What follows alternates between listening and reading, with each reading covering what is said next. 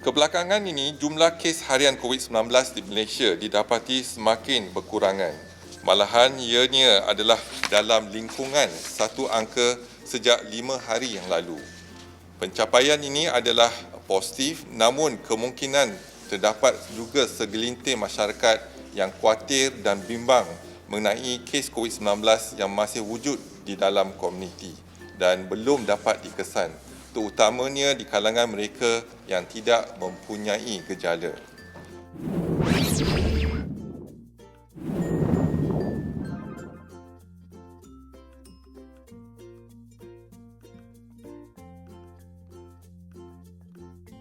Bagi memastikan kes-kes COVID-19 di dalam komuniti adalah terus dipantau, dikesan dan dibendung, kerajaan telah mengambil pendekatan pengesanan kes COVID-19 melalui aktiviti surveillance, iaitu termasuk surveillance klinikal dan juga saringan kumpulan-kumpulan sasar.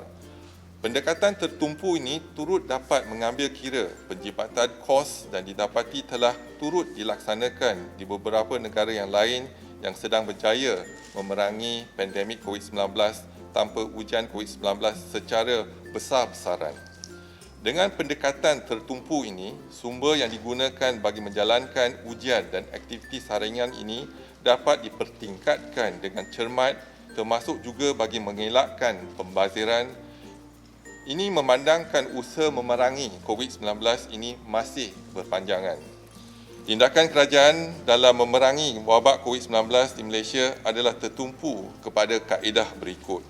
Yang pertama, memaksimumkan pencegahan dan kawalan penularan jangkitan. Misalnya melalui pelaksanaan perintah kawalan pergerakan yang kemudian dia dilanjutkan serta diubah sesuai mengikut trend kes harian COVID-19 dan situasi ekonomi negara.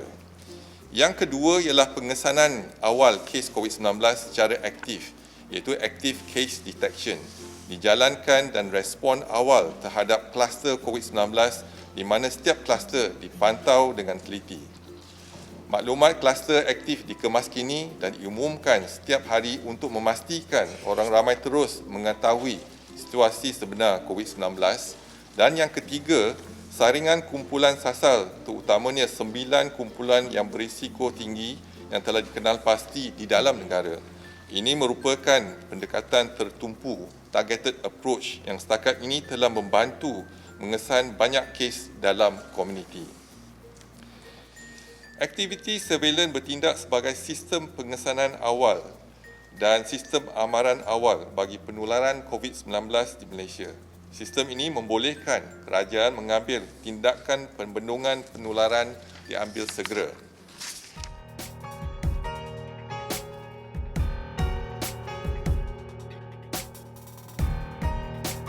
Today you have seen that we have 56 labs. When we started, we only have 23 labs, 56 labs. The capacity from the private sector has increased to more than 20,000.